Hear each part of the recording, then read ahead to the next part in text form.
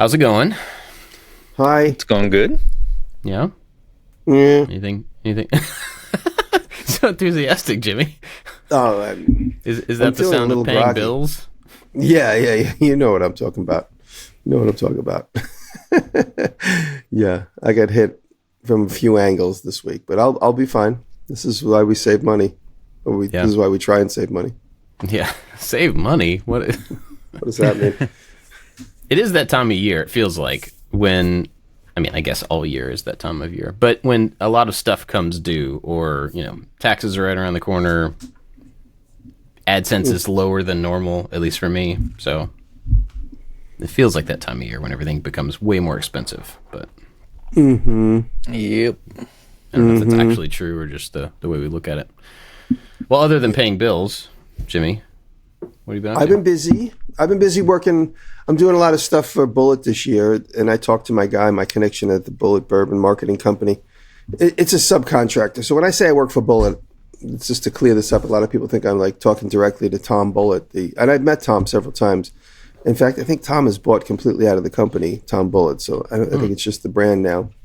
But when I talk to and work with people at Bullet, I'm working with a subcontractor named Proof Media. And Proof Media and I have been friends for 10, 12 years now. And those are the guys that give me all the work. But it's a very fluid thing. They get so much work from them. It's almost like they're part of the Diageo Corporation. So when I was talking to my connections at Bullet last night, and they said there's a lot of work coming up. But I've been also making 50 whiskey boxes. They're coming out with a new brand or a new line item, and they're going to give them to 50 influencers and bloggers, and they're going to give them all in a custom-made box that I made out of old recycled wood. So that's what I've been working on. It's taking quite a bit of time. I have a little production line going on, and so I'm just doing that. That's what's been taking up most of my week. And starting today, I'm going to do this weekend's video for public consumption. I'm going to be making a brass hammer that I'm going to use in my leather work. So that's what I'm going to be working on. I'm going to start that today. That's a quick video. I'm going to be making a hammer from stock. So that should be fun. It's like a little mallet style hammer? It's a little big. It's like about a 1 pound hammer that I use to hammer on my joints, my leather joints, where I interlock them and then I lay them on the anvil, on a smooth anvil, and I bang them. So the leather sort of conforms to the interlocking situation. Because you could interlock them and then they stick up in the air like that, but then I hammer them and they go flat. Yeah. Gotcha. So I'm going to work on that. And just life in general, just a little bit of everything, maintenance, everything all at once, all the time. Yeah. That's a good movie. I haven't seen that yet. I actually don't like it at all. It's way too. There's too much going on. There's too much stimulation. There's just too many cuts per second. It's too much. Wow. I understand that most people don't have the same opinion. But I just did not care for it. Interesting. That's the first negative or not like completely praise laden thing I've heard anybody say about it. So, to be fair, my favorite movies are like Little Miss Sunshine, Juno, slower paced. I see. Gotcha. Yeah. And Dave, Bob, are you going to Workbench Con? I'm not planning on it. Okay, because I'm going to go. I'm going to drive down there, and then I have an event with Bullet in Louisville, so I'm going to be driving from Atlanta, New York, Atlanta, Louisville. So I'm going to drive. You're coming through my neck of the woods. We should at least get lunch or something. We'll see how it goes. I might be driving through the night because one event ends.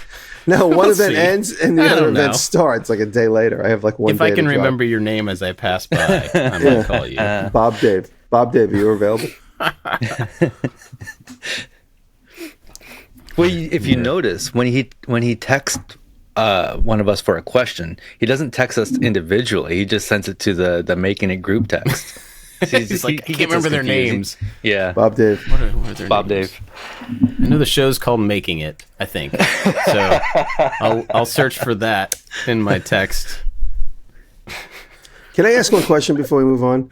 Why is, of all the things that Apple can do, why can't they make a search engine for the text chains? Oh my gosh, text search is awful. That's my chickens outside my window. I don't know if you can hear it. But you'll have a conversation with somebody and then you have like 3 more and then you can't remember who you talked to, but you remember what you talked about or you remember you were looking for a link. Because I talk to strangers all the time. And there's your problem. It's just crazy. Like I could talk to my mom. I can type in mom because I'm looking for, like I haven't talked to my mom in a while and I'm looking for, there's no reason why I would ever look for my mom's thing. But it won't find it. It'll find like a group chat that has 15 people on it. It won't find the individual thread. It's just unbelievable to me. Like something in the recent history of my texting, it won't find. It'll find something that's similar to it. What? Okay, so like I'm on my computer, granted not on my phone, but it's still iMessage. And so I typed in the search bar mom, and my mom and our friends, or my kid's friend's mom, who we have the word mom in the name of the contact, they both showed up. And it says like conversations with both those people. So I can click on them and go directly to that conversation. Yeah, try it on the phone. I think it has something to do with the iPhone. I have had the same experience. I can't find a certain conversation, or a lot of times Kelly and I are texting back and forth quite a bit throughout the day. So there's always, a very long history of text. And she's like, hey, I sent you that link for that thing to buy. And I'll go to search for that thing and I can't find it. And she's like, and then on her Samsung phone, she finds it right away. So it is not the same. And like 15 things that are vaguely like it show up first. Right. Like if it can find the thing that's like it, why can't it find the thing that's it? This is our anti-pick. Yeah. Mr. Apple, please answer the question. Tim Apple. Anyway, David, what have you been doing? Yeah. Same thing last week. I'm still working on the record player stand. I thought I was going to finish it up. I had one more video due for Squarespace at the end of the month. And then I decided, instead of rushing this project, I'm going to set it aside. And I did a little shop tour. And then all along that shop tour, I did tips at each tool. And it's funny how... Dude, that video, by the way, was really good. I like how fast-paced it is. And you have like so many tips per minute. It's crazy. Thank you. It's really well done. Really well done. I praise you. It's crazy. The videos that take us 6 hours to shoot are the videos that do well, but the record player stand, which is taking 3 weeks, it won't do well. The videos that I really care about, so we have to mix them up, and we have to do those tips and the hooky type videos every once in a while. I like doing them all. I'm lucky enough to do them all, but the ones that I really care about, the ones that I put all my energy in, I guess I'll just consider those for me. So I'm working on the record player stand, and that is not coming out this week, probably next week. So nothing new.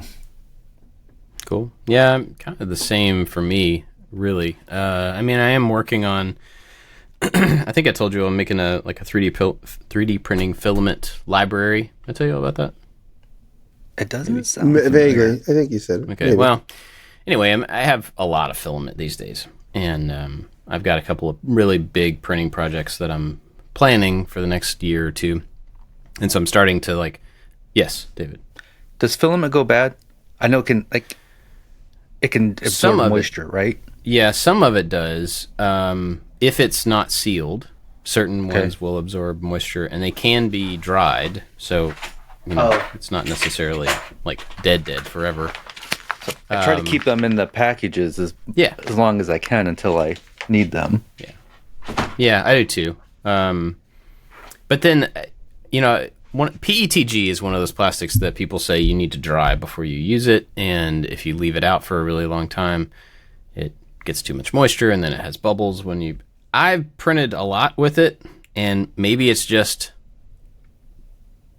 where I live, or the atmosphere here, or the humidity, or I'm an idiot and I can't tell the difference, but it works fine. And I've never had any problem with it whatsoever. So, those people are probably correct, but here I live in Magic Land where it doesn't seem to be a problem, so I don't really worry about it. I also go through filament, I only have a couple rolls open at any given time because I don't care about the color. It's not like I have every color available and I just pull one off the shelf and print a little thing with it.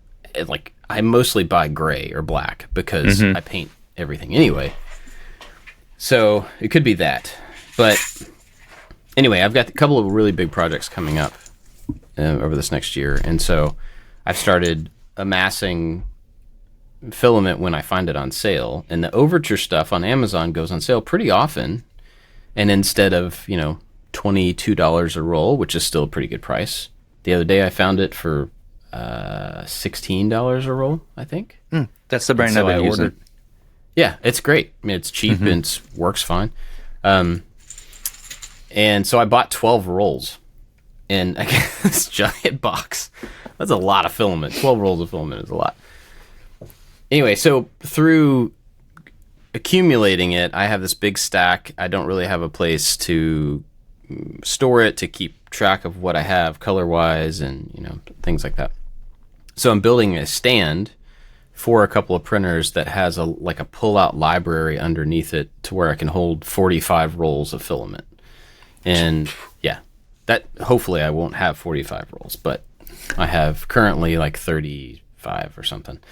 So I'm making a way to organize it, but also, kind of make a place to put a couple of printers, which will make the whole printing area a little bit better.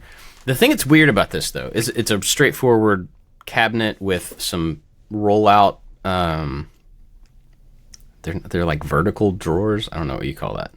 They're not drawers. They're like mini cabinets on rollers that come out, or mini shelves. And the thing that's weird about it, it's really straightforward. It's going to be right outside the door of my office. And I'm redoing the basement, like I think I've told you all. And so I'm trying to make the whole place look better. I'm slowly organizing it little section by little section. So this thing is going to be 36 inches wide, right outside my door. And I'm like, well, I should make this look better than plywood. I should just do something to it, And so I spent a whole day just trying to come up with some sort of a visual treatment I could do to the front of this big flat surface. I could cut strips and I could put strips on there and make some sort of geometric pattern. And I cut a bunch of strips, cut a bunch of squares, cut a bunch of rectangles, and just I don't know. I mean, it looks dumb. It looks okay. It looks, And so then I remembered, and this is all on video. So then I remembered this artist that I really like. This guy out of Berlin, and he does this. He'll make a stick with 10 brushes on it, and they're all in line, and then he'll dip those in different colors of paint, and then he'll draw a paint on the wall and make these really cool geometric curves with multiple colors that kind of bend and stuff. It's really interesting. And so I thought, I'll give him a little shout out in the video. I'll mention that he's an inspiration for this thing I want to try. I'm going to see how it looks. It'll probably be terrible, but it's like art, and I'll give it a shot. And so I tried it. Tried to recreate a small version just on the front of this cabinet, and it looked terrible. Not even it's artsy. Right. Not great.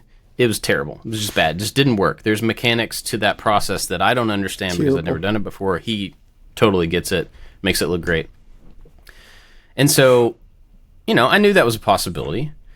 I did the thing, put a bunch of paint on this surface, backed off, and I'm like, I can't leave it like that. I don't want to leave it like that. So I'm like, well, I already have paint all over the place. Let's just go full art school and I'm going to smear and I'm going to mix and I'm going to get some other colors that I wasn't planning on, and I'm going to squirt them and I'm going to roll and I'm going to just see what comes out. And I did that for a while, and it was not, I just couldn't ever get it to a place. I was trying to fix something that was unfixable. I didn't have a thing that I was going toward. I was just kind of, let's see what happens if I do this. And so I just didn't get anywhere with it. And so then last night I went back and I just painted over the entire thing blue, back to the base color that I had at the very beginning. So basically 2 days of experimentation and trying to figure out something. I just wiped it clean. And I'm cutting it from the video. And I kind of went back and forth on like, should I leave it in there as, you know, hey, you should try something and maybe it won't work, and that's fine. Because I talked about that a little bit, knowing that it might not work and stuff. But I think I'm going to just cut it out because there wasn't a moment in the process where I'm like, oh, this is cool. Like from the very beginning of experimentation, it was downhill. It didn't look good. It didn't serve a purpose. It didn't. That's why you experiment. Yeah. But I wish I had experimented. I should have experimented with that on something else next to it. Because then I could have, even on video, to say like, I'm going to try this thing, but I'm going to try it on this scrap wood to see what it looks like, to decide if it's something I should pursue or if I should just throw it away. And so I don't know, it was kind of a weird couple of days of this feeling of, hey, I'm going to try something new, something I know will probably fail. And it totally did. Fine. But it was a bunch of new, not emotions, but like, you know, it was new stuff. But I came out of a couple of days of new stuff with nothing. Like back at the exact same point that I started. So it's a little bit frustrating. It might not be totally nothing because you know what you shouldn't be doing. That's true. Yeah. Yeah. Anyway, so it got me thinking, now that I got back to the blank slate, what is something that would kind of follow that same idea, but it'll be more natural for me, something more in my wheelhouse, something more, you know, that I have history doing, so I can take a small step into something new rather than trying to take a really big step into something new, artistic wise. So what about stenciling? Getting the lasers involved. Yeah, and I that was one of the things that I spent a lot of time trying to come up with a stencil. And honestly, I just couldn't come up with a thing that looked cool enough or that was, I don't know. I hit that block that I've hit very often, and we've talked about this at length, where there's an artistry that starts past the function of something, and that's where I get hung up a lot. I just can't think of what the visually creative embellishment would be. It's just, I just don't have it. Maybe I think the time constraints of, you know, I'm trying to hit deadlines and I'm trying to get a video out to the editor and stuff like that. That probably has something to do with it too. I'm wondering if you could give the art part of that some meaning instead of just doing it for design's sake or for art's sake. You're doing it because, and I don't know what happens after that because, but maybe you're looking for a feeling when you walk into the room or when you see it, or it's something a family member likes, but try to attach a meaning to it and maybe something will come out of that. Yeah, that's a good idea. Yeah, it's attached to something else. Well, so that's what I've been doing, and I'm still, you know, last night I painted it blue again, and so after we finish recording today, I'm taking that next step into something. And I think what I'm going to do, the current plan, which could change in the next couple hours, but the current plan is to mask with masking tape a geometric pattern on it. Like that would be my natural thing to do, is to mask something in a way that I can do it, I can adjust it, it's not permanent, I can get it like something that sits well with me visually, and then I can paint over top of it and I could roll it.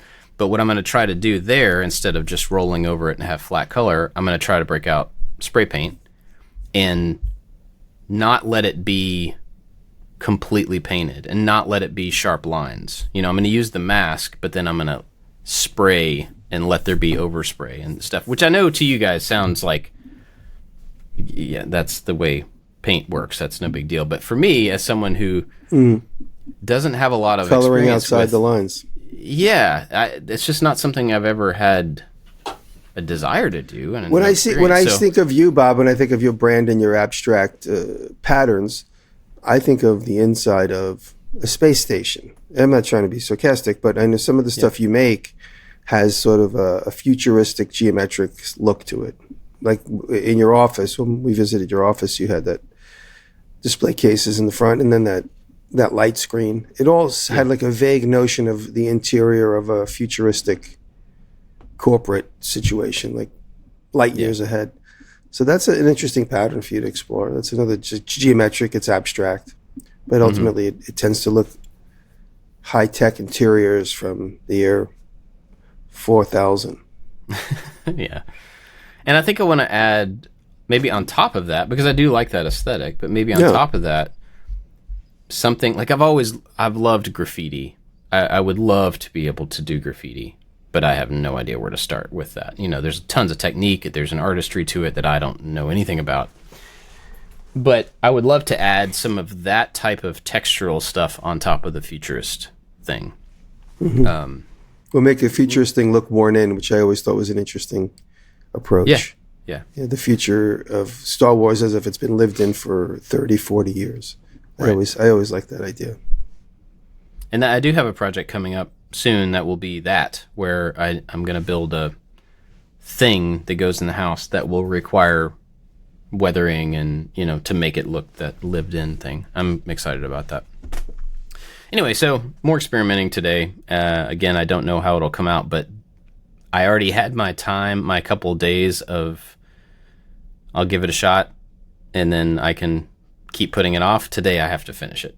So if it looks bad today, it's just going to look bad, I guess. But it's a hard thing. I didn't think about this until just now. Art is a hard thing to plan. Not that it can't be planned. People do plan and make an idea and then they execute it. But as someone who likes to model things, I have an idea, I model it, I see how it's going to work before I ever do anything. Or some, you know, like I'll sketch out pretty far, I'll think about solving problems before I even do anything. When it comes to painting something artistically, like you just can't plan that. You can prep surfaces, you can experiment on the side, but as soon as that paint touches the thing, the randomness of the brush and the imperfections and the chaos of your hand, and you can't control that, and that's awesome, but I'm not used to it, you know? You know, it's crazy these days. I think the lack of planning around it is something that I'd never even considered being a kind of a hang-up for me. What's crazy is, have you guys noticed on the algorithm on the Instagram, they share these almost savant-like painters that could paint hyper-realistic stuff. But what's amazing to me is how they go from one side of the image to the other, almost always. These guys and girls that draw hyper-realistic pencil lines with the pencil or color. And what's incredible how is they just start at the top of the image and work their way down. And wherever they've been is done. And that's just unimaginable to me. To me, it has to be the whole thing, working the whole thing. I could never paint or illustrate that hyper-realistic. But it's almost like the paint and the canvas it's just in their service. This person is just creating an image. And it's just unbelievable how it's just comes out like a printer. Mm-hmm. They work from one side of the image to the other, and then when they're done, they're done. They're not going back and tweaking the eyeshadow or tweaking the highlights. It's just they start and they go down. When I was younger, that's how I used to draw. When I say younger, I mean as a kid. Like I would, if you're drawing a face, the forehead or the hair, that had to be done before I moved on to the next part. And then I learned, you know, there are rules, but then there are no rules to art. You should get the overall thing and then work on the details. There's an interview with Casey Neistat. I think it's with Jack Conte, where when Casey edits a video, he edits in a straight timeline where once he finishes that first minute is done. He doesn't go back to it and just pushes all the way through.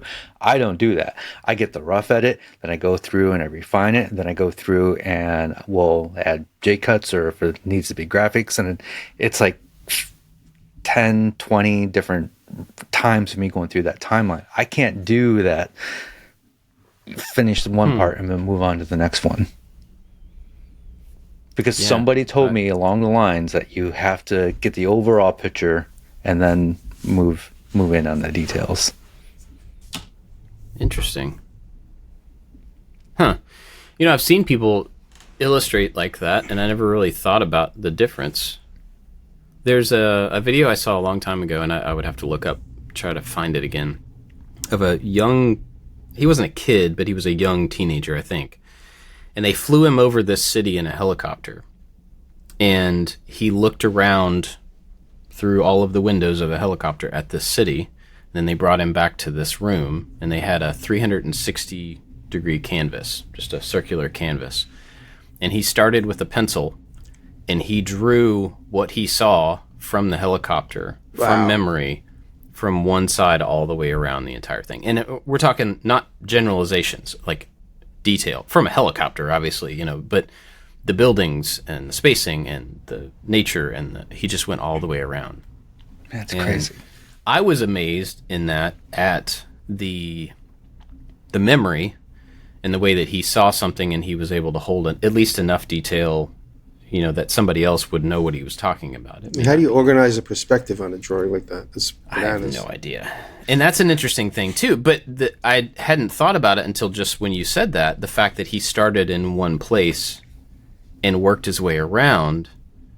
He was seeing it like some sort of a linear, like a printer, rather than the world, and this point of reference is over here, and this point of reference is over here, like you would on a face or something. But that's pretty wild. Anyway, I'm not doing anything like that. I'm gonna do some stripes.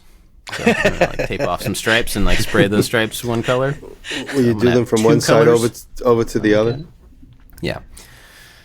But anyway, that's kind of what I've been into the last few days, is trying and failing at some art. And I think it's not a big deal. It doesn't bother me that that's not something I'm good at. I know that that's not something I'm good at, but it is a challenge, and it's something that I'm trying to figure out a way to not become like a painter, but to become more than what I was yesterday. You know what I mean? I want to stretch a little bit in one direction and just try to do something that's more chaotic or more, textural or something. So you should consider playing with silk screening like the way Warhol does. Because it's still structured, but you could still get some abstract fun. I have done a little bit of that. The last time I did a silk screening video, I did multicolor, multi-screen thing, and we had this image that we did that I think it had three screens. I don't remember.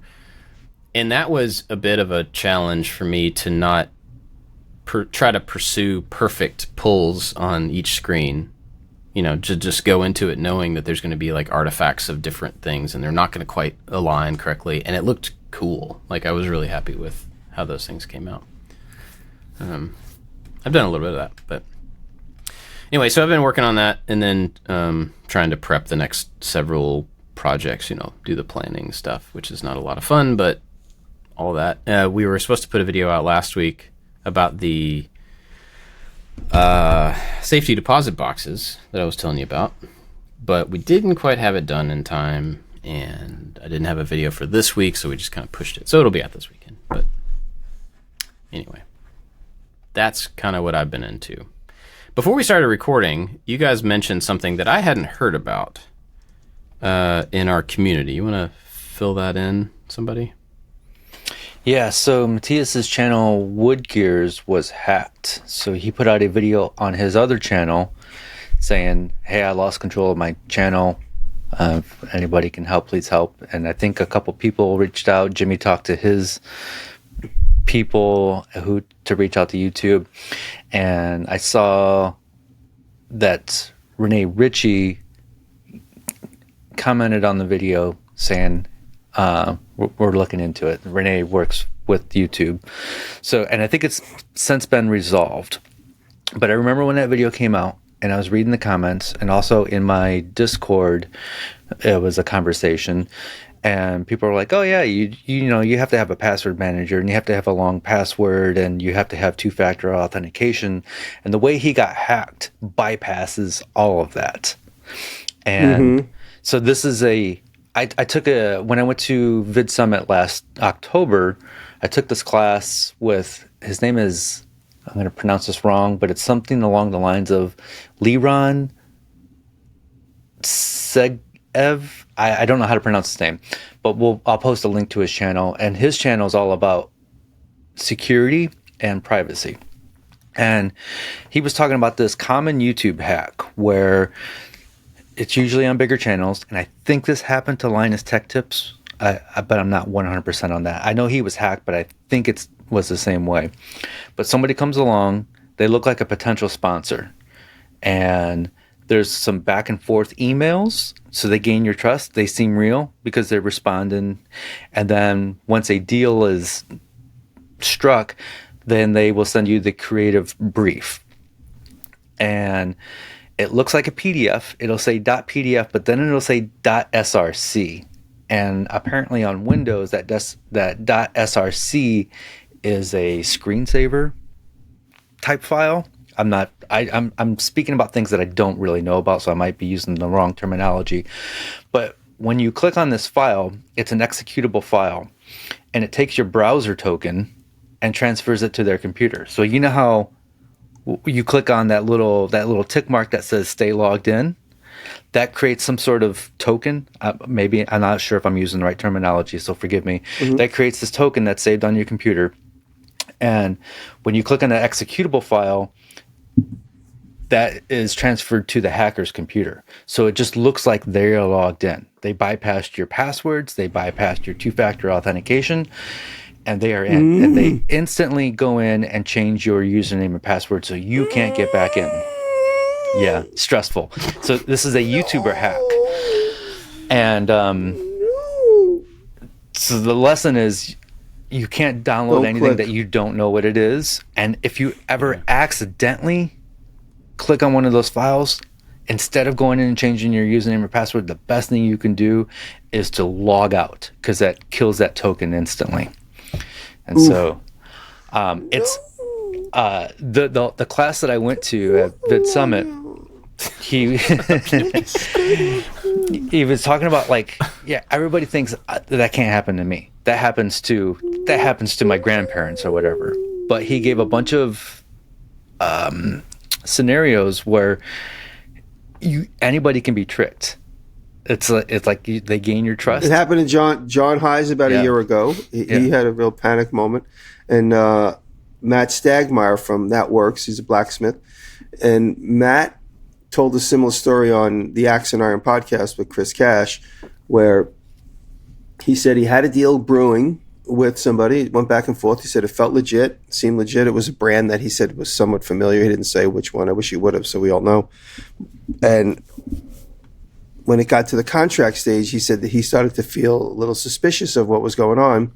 And so he only hovered over the link in the email just to see what the contract said, if it was a real contract. And simply by hovering over it, within minutes, he said his account was taken over. His YouTube channel was taken over. So you really got to be careful. You can't even hover over. And since I've heard that, I've always been very weary. When anybody sends me anything in a link, even if it's somebody that I somewhat trust, I always say, could you just send me a screen grab of that? I don't click on any links. I said, I just don't, I don't shake hands with strangers, and I don't click on any links. I shake hands with everybody, but there's I'm just saying, there's certain personal rules that I have. I just don't click on anything ever. And so it could happen by accident. I had some emails that I didn't understand the ploy. I knew they were fake, but I didn't understand the ploy. But now I understand it, because they were leading to this problem. So I got several emails, this happened a few times, where the sponsor, it was, some agency or whatever, and the sponsor that they were representing was Corel, from Corel Draw. It's like if anybody doesn't know, it was like a pre-Photoshop drawing, photo editing kind of thing from way back in the day. It's still around. And so I got this email, and I thought, oh, that's an interesting, known property. So I'll just forward it on to my agent, and he can take a look at it and see if it's something. I didn't really think a whole lot about it. But the product name or the company name that they were representing is the thing that caught my eye, which is probably what happened in these other situations. And so he sent it back to me and said, basically anything from these 3 top-level domains are going to be spam. And I didn't even look at the email that it came from. It came from and it doesn't have to be this, but in this particular case, it came from a Russian email address. It was like ended in .ru, I think. And I always get ones that end in ones. .ca. For That I don't know. one's Canada. That's I think, yeah. isn't it? Yeah, I believe so. I can look. No, it's, but it's anyway, some, there's it's some different European. ones. I'll look it up. This could totally come from a Gmail address, though. Like it's not. Right. It's not Yeah, just. you could always from, got to be on guard. But he gave me a list of these 3 top level domains, and he said basically anything from these 3 we treat as spam. Like they're not real. And the thing I couldn't, and I've gotten more emails that had the same pattern, like, hey, we represent this company and we want to give you a sponsorship with whatever. And I couldn't figure out, like, what's the angle on that? Why are they trying to offer a sponsorship that they can't fulfill? But now this makes sense, that the contract is they work up to that, and then the contract is the way that they get into the thing. So, well, I get it's from it's. I don't know what these suffix for Czechoslovakia, or I think it's Czechoslovakia, whatever it is, because it's not CA. Obviously, that's Canada. But there's a whole long email, and it might say .com, then .c something, whatever. Yeah, CZ maybe. That's it, CZ. That's it. You're right on the nose. So I get emails once a week from .cz, and it's always like, "Hi, we're Mars Corporation. We represent Mars Bar and Candy and or Nestle." I get from these huge brands, Abercrombie and Fitch, all these brands that you would be like, "Oh wow, they want to work with me. That's exciting." Yeah, and it says click on the link to see the package of what we would want from you. And I always write back. I used to. I don't write back anymore. I was like, I know this is a scam. Why do you even try? Could you please just stop wasting everyone's time? I used to do that. I don't do that anymore. But anything from .cz, I get, and it's every major brand. And it's like, hi, we really love your content. And what I used to do, and now I don't do anything, I would write back and say, what exactly do you like about my content? Like which videos particularly? And then it goes unanswered. So it is just a giant, probably robot phishing machine that just sends these out to people that have like a popular, or that might pop up and suggested this or suggested that. Yeah. So I just looked in my email to see. My rule is don't click on anything. Okay.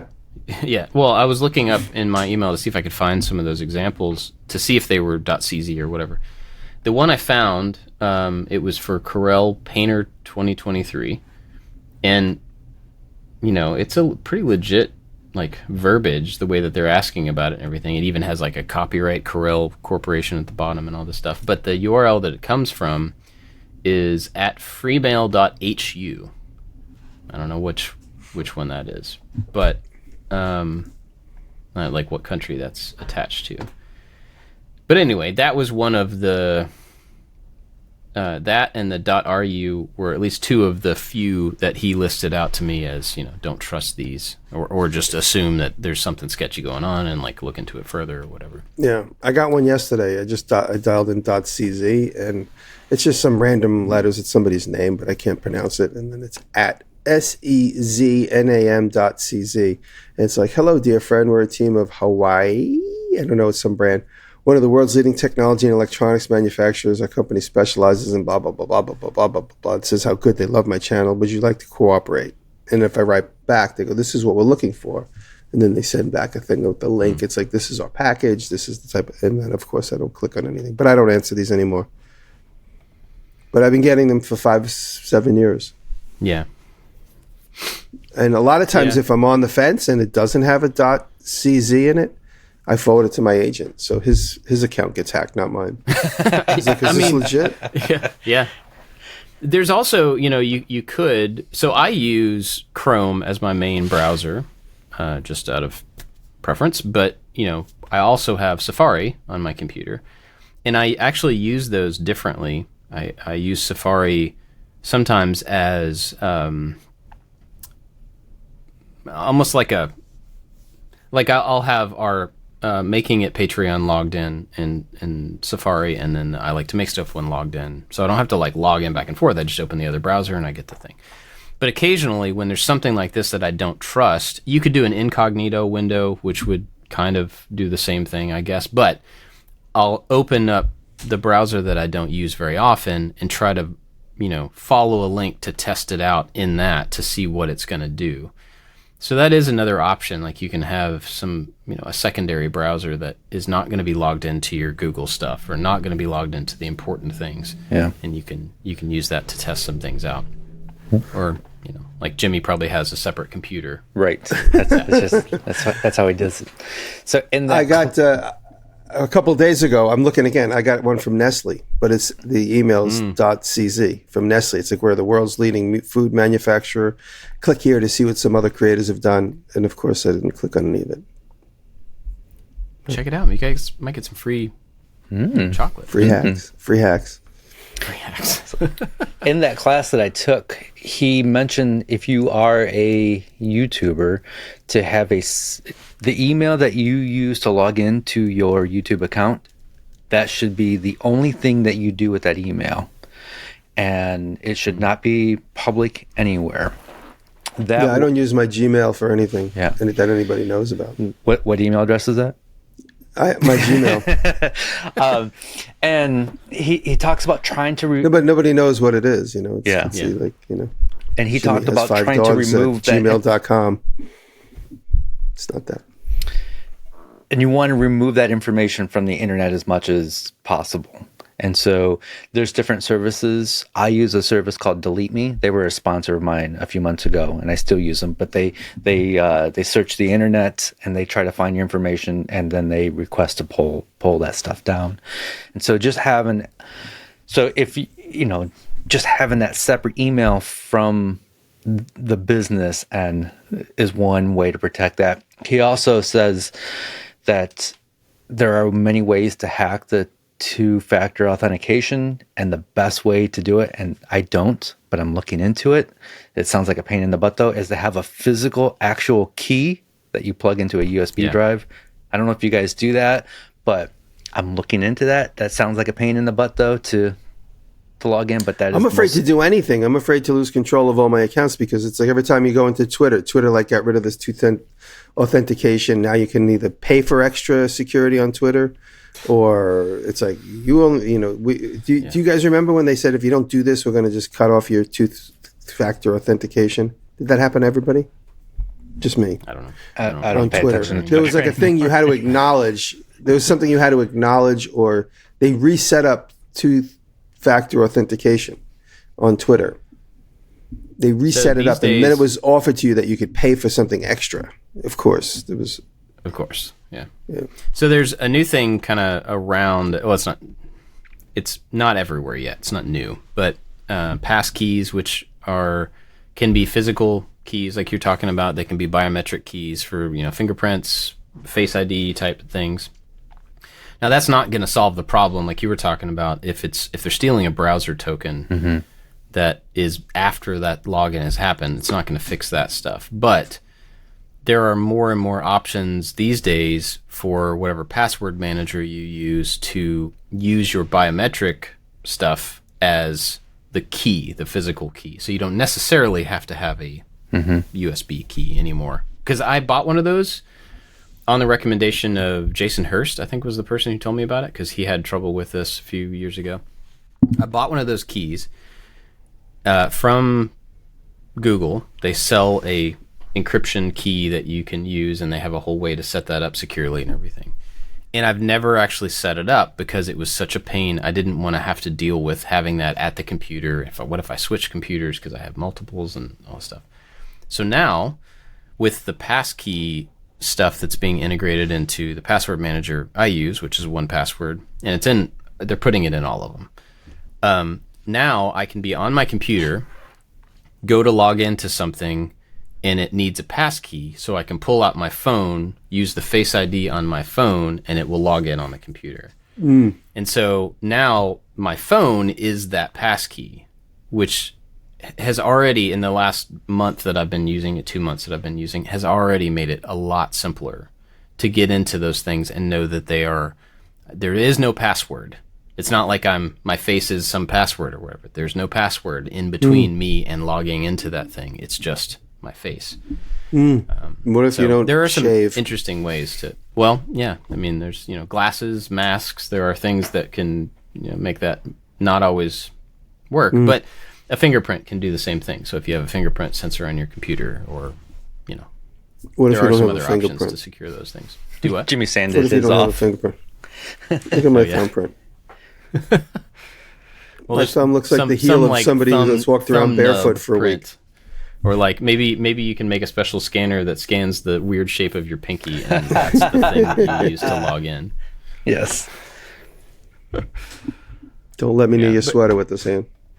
But it is, it is scary to think about the possibility of your business, no matter what your business is, but I can't think tragic. of another scenario where this would happen, where your entire business is based on an account that can be hacked or can be stolen or can be given away. I mean, like, a lot of this is the mistake of the person owning the account is they're actually giving away the information,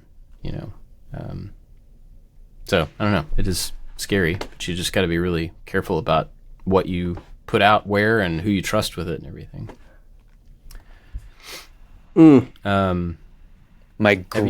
A couple of years ago, when Grandpa Picciuto was still around, he called me because he thought he almost got tricked into giving money. So somebody got my information. They knew my name. They knew that I was a relative of Grandpa. They called him, speaking as me, saying, "Hey, I have been arrested. I need to be bailed out. Can you wire this money?" That's tragic. Yeah. And my grandpa believed it. And he was getting ready to go to the bank and do this wire transfer. Wow. And he called me. He's like, something in the back of my head said, "Call Dave." And wow. And I was like, yeah, that wasn't me. It's funny. I'll tell you two stories about my dad. About 10 years ago, no, this was longer than that. About 15 years ago, I needed to have my actual Social Security card for something I was applying for. So I had to go to the Social Security office and get a new Social Security card. And I was in the Social Security office, and I needed my mother's Social Security and my father's. So I called my mother. I go, "Ma, what's your Social Security number?" She rattles it off. I said, "Thank you." And she didn't even ask why. She just said, my mom's so trusting.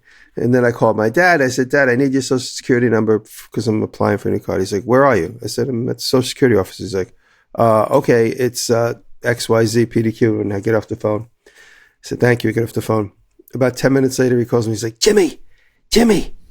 I'm like, "What's the matter?" He goes, "Did you just call me and ask me for my Social Security number?" I go, "Yes, I did." He goes, "Oh my God." He goes, "I got off the phone, and then a couple of minutes went by, and I thought maybe that was somebody that was imitating your voice."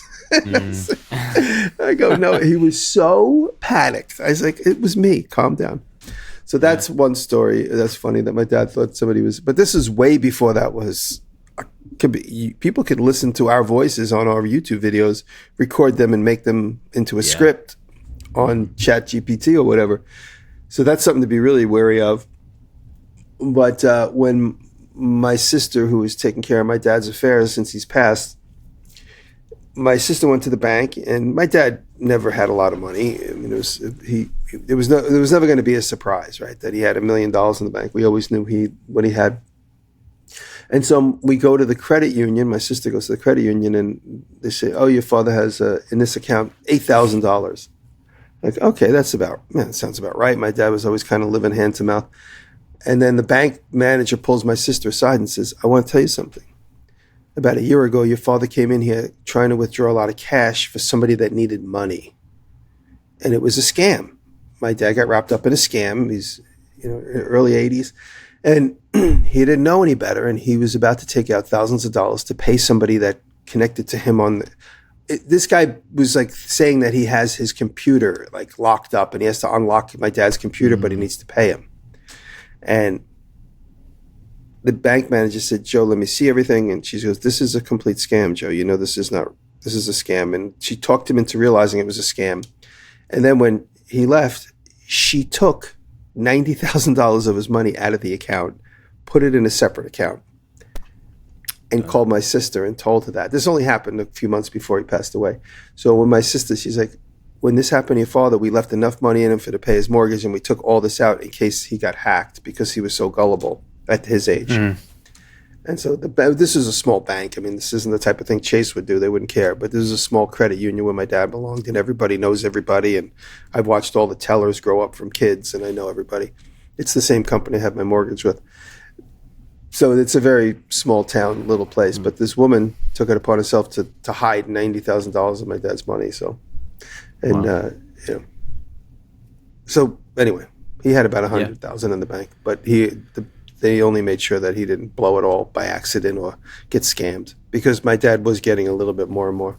In the previous year to his death, he was becoming senile or delusional, or what you might say, dementia. He was showing signs of dementia. Mm-hmm. So the bank was trying to protect his assets, which was very nice. Most big banks wouldn't even care, obviously. That's pretty amazing, actually. Yeah. So and I he guess never did get scammed. I know my dad did. My dad did hand out money. My dad was so cheap. He would never give anybody anything. But in his last year, he's like, "Oh, I gave these guys money to clean the yard, and they never came back." I go, "How much did you give them?" I gave them $400. I go, "Who are they?" He goes, "I don't know. They knocked on my door and said they'll clean the yard." Like, that's the type of stuff my dad was doing. But he didn't get scammed tremendously. But go ahead, Bob. With like calls, like your grandfather getting that call from you and stuff, and even your dad getting the call from you about the Social Security, I guess anytime you get a call like that, you should always ask for some, like, tell me something that only you and I would know or something to verify. Because you're right, Jimmy, these days, anybody that wanted to use the three of us, they've got almost 500 episodes of audio that they could go through and train something to make a robot sound like any of us. And it's not just us. It's like it's easier to do that now. You reminded me of another story. So Derek was having a conversation with his brother, and he's going back and forth on Facebook, and he goes, "Hey, I need. Can you spot me at $500?" And Derek doesn't have a great relationship with this particular brother. They fight a bit. And he's like, "Why do you need money from me?" He's like, "Oh, I need money for this such and such." He goes, "How do I know it's you?" He immediately didn't think it was him. And he sent, whoever the scammer was, sent a clip of Derek's brother saying, "It's me, it's me, it's me," on video. And Derek asked his other brother, he goes, "Call him and ask him." And he called him and said it wasn't him. But the hackers had a clip of Derek's brother. They went through all of his videos on his Facebook and found a clip of him saying, "It's me, it's me. Who do you think it is?" Looking at the phone that was like part of a bigger video. And they used that. It was only like 5 seconds long as the clip. But Derek didn't understand the context of it. He assumed it was made on AI. But even though the scammer was trying, it happened to be a real clip that was taken from out of context. I had one too with a guy was my neighbor growing up, Tommy. He sent me a message like, "Hey, what's going on?" I go, "Good, how's the family?" And we're writing back and forth. And then he's like, "Hey, what do you think about this?" And he started getting me into a conversation about some kind of insurance thing or something. And I just said, I go, "How's your dad doing?" And he ignored the question. I said, "No, tell me. I know your dad his dad is dead for 30 years." I said, "I heard your dad's, not doing well. Is he okay?" And the conversation went off the rails. The person knew he knew he couldn't answer the question right. So he was trying to avoid answering the question. Yeah. So I told you all about the trying to buy Land Cruiser parts through Facebook, through the group. I told you about that scam before where they sent me a check and everything. That's another thing that I've now just kind of sworn off. Like, I'm just not going to buy stuff from any of those groups because it's a real problem. But in those groups, there's constantly people who are hacking other people's accounts and then stealing car part pictures from somewhere on the internet, and then they put them there as a post like, "Hey, I've got these parts for sale, DM me for prices," and then they start that whole conversation. It's somebody you don't know, so you don't have that personal history of like, tell me something from when we were kids or whatever. But it's just rampant. It's terrible. You can't trust anybody in those groups unless they have a whole bunch of other people stand up for them in the comments and be like, "Yes, I bought this from this person, this from this person." And even that could be faked, Well, what's happening now, too, another buyer beware, Blacksmith Tools, Andrew Alexander, Chris Cash, Mount Phillips Metalworks, and I even saw Paul Cox, the motorcycle builder. These guys have all posted that people are taking their images and putting their images up for sale. Yep. So on these distant Facebook groups, their objects are for sale. And the things that they're selling, they're just, and so like the verbiage underneath is like, it's a such and such engine, it's this much, and I want that much money. And they customize the tag, and then people are trying to buy these things from strangers. They don't know who they are, and they don't exist. So where I was headed with that was what I started doing when I would look at these groups is you have an image that's on there. This is the part that you want to buy or whatever. You can do what's called a reverse Google image search. And instead of typing in hot rod and then you get a picture of a hot rod, you can upload an image. Google will use that image as the search criteria and look for that image on the internet.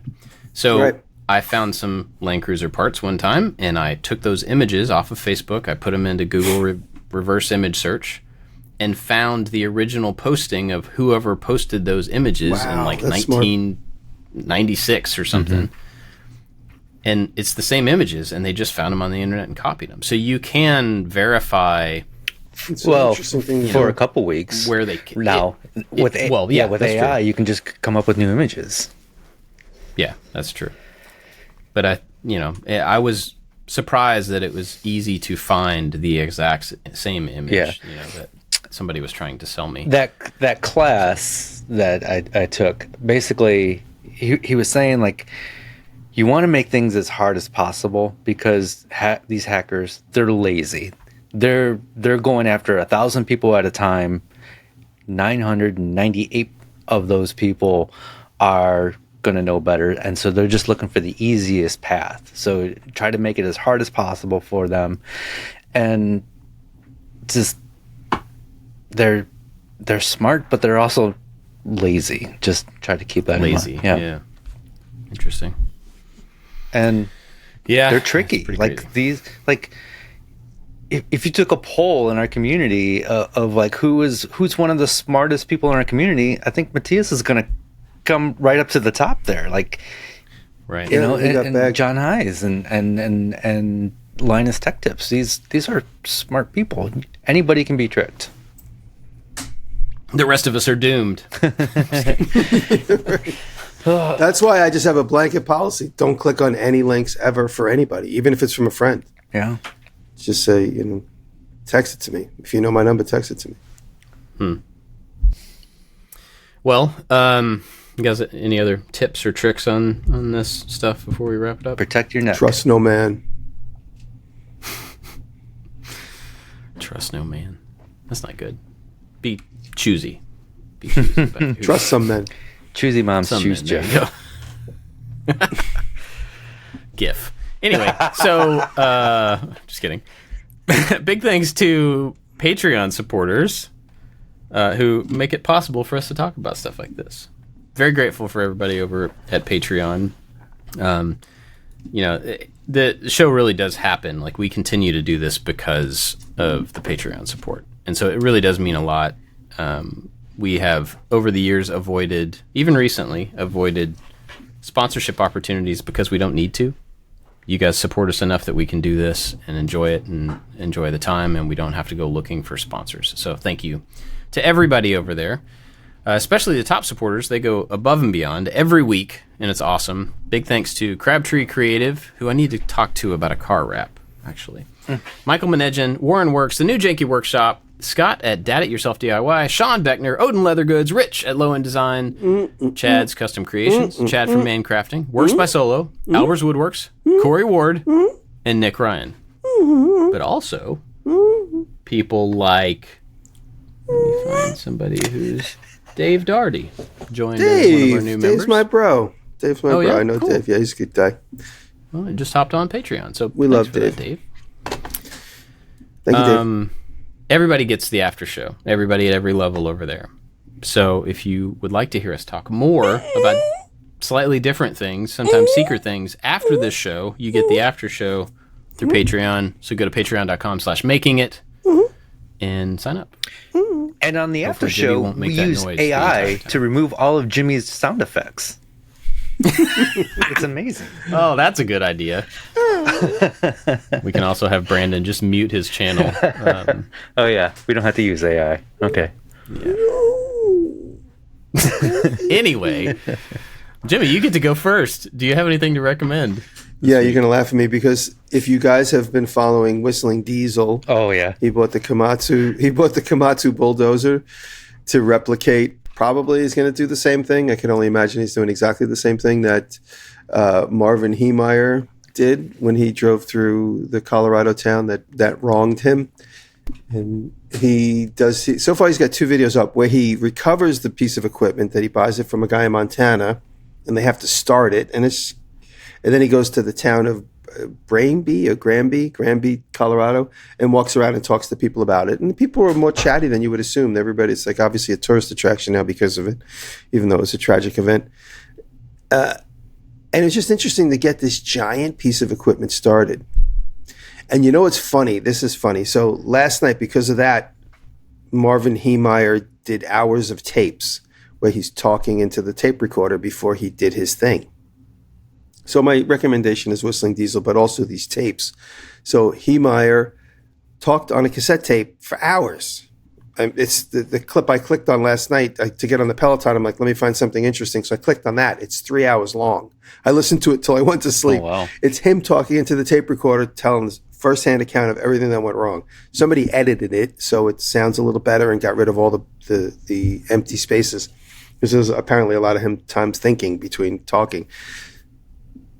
The interesting thing is that I kind of lost my train of thought, but it's really interesting to hear a firsthand account of why he did what he did. And he just kept saying, if my piece of equipment lasts, he kept saying, this was interesting, he kept saying, God chose him to do this. He said, the piece of equipment he bought at auction just happened to fit into his building by 1 inch on both sides, 2 inches on the top. He said he could have bought a different machine at that auction. He wouldn't have been able to get his machine inside. He kept saying, all these opportunities for me to get caught. It took him months, maybe a year, to prepare to do this. He drove over a town with his bulldozer, but he armored the bulldozer. So he kept saying, a building inspector came in, and in a minute he had to cover up all the metal and make up a story about what he was doing. And he goes, and it didn't get caught. He kept talking about all these moments where he should have gotten caught. And one thing he kept talking about was, if the piece of equipment doesn't fail, if I'm able to drive through and it doesn't fail, if I'm able to go down Main Street and it doesn't fail, if it doesn't get stuck, if it doesn't. And what's funny is that I'm no Marvin Heemeyer, but every time I go to use my backhoe, I'm like, I want to do this, but if it fails, I keep worrying about it failing. And he kept saying that too. So when I go to use these big pieces of equipment, my backhoe, I have a cased diesel backhoe. You go to use it and you're like, all right, if I get it to the middle of the yard to pull that tree stump and then it fails, what is my plan to get it out of the backyard and back to its parking spot? So it's always in the back of my mind. And he said the entire time, he's like, well, my plan will do this if it doesn't fail. If it doesn't fail. There's a lot of interesting points, but that was one that I could identify with, having a big piece of equipment that you want to take it on a ride. And what if it gets stuck? What if it doesn't start again? But, so I don't know. That's a long story. I'm sorry I rambled about that. The last 2 Whistling Diesel videos are very different from Cody's normal videos. Very. And so if you're not familiar with the channel,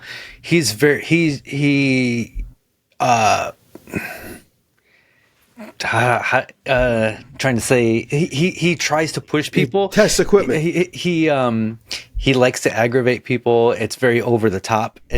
But in these last 2 videos, when he's put in public, surprisingly, he was extremely polite and respectful. And I didn't expect that based on his previous videos, just because. He does an in-depth vlog with one of like the popular vloggers. I can't remember who, like H&H, and one of those guys that have been around YouTube since it started. But he does an interview with him, and he grew up, I forget, like the Church of Latter-day Saints or something. He grew up in a church, and so he grew up around like some Christian church, and it was his whole life, and he got out of the church. So he probably has a pretty decent foundation, being brought up with decent people. And he just turned out to be a rebel in his own right. Well, David, what do you have to recommend? Mine is this has quickly become one of my favorite new channels. It's not a new channel, but it's new to me. Is Justin Hawkins Rides Again. Justin Hawkins, he is the singer of the band The Darkness, and I am not a fan of The Darkness. And since I've been watching his YouTube channel, I've tried to listen to The Darkness, and I still don't like it. So, but it's kind of like a metally, somewhat glammy, honoring the 80s type band. But on his personal channel, it's just him and a microphone talking, sort of podcast style, but it's very conversational. And he talks about new music. So new music comes on, and then he kind of analyzes it like any musician would. And he breaks it down on why he likes certain things. And he also talks a lot about the behind the scenes stuff, the corporate part of being a rock star. And he's so authentic. And it's just so, it's soothing. It's calming. It's almost like if Frank Howard had a podcast, it would be like that. It would just be so enjoyable to listen to because it's just, I don't know. It's just, I don't know how to describe it, but it's just, he's so good at talking to the microphone and has great insight on all music. I mean, he'll what's the Radiohead side band? What's The Smile? Is that what they're called? He goes over one of their new songs and kind of breaks it down, and he also tries to learn how to play it while he's breaking it down. And then he just had an interview with Rick Ashley, so it's like he's all over the place, and it's just a fantastic channel. It's one of my favorites. Interesting. Well, mine is the artist that I was talking about before. I just linked to his Instagram account. His name's Ottobaum, Ottobaum. He's from Berlin, I think. And I've been following him for a couple of years. He just does these big mural scale paintings that are very geometric, and I just really like the way that he goes about making the paintings more than the paintings themselves. They look cool, but I like the way that he does it. Anyway, go check it out. Some really cool stuff. And he a lot of times will do posts about how he makes these tools to be able to paint these things. Oh, I love it. He has these multiple brushes on these sticks, but they can sometimes scale out, and they can evenly expand to separate the space in between the brushes, and lots of cool stuff. So go check that out. You guys got anything else for this week? You know what? You just reminded me, and I just found him. He's on TikTok. His name is Patrick HACKZ. You guys follow him? He looks like, the reason I like him, and I started following him, this is crazy, because he looks like Aaron, and of course I always miss Aaron. But he tells music stories, and all of his stories begin really vague. You don't know who he's talking about. And you hear like this whole eclectic, eccentric build up to who they became. Patrick HACKZ music stories. And he might look familiar to you guys. This guy. Oh, he's on TikTok. Yeah. He tells. Okay. Yeah, he. I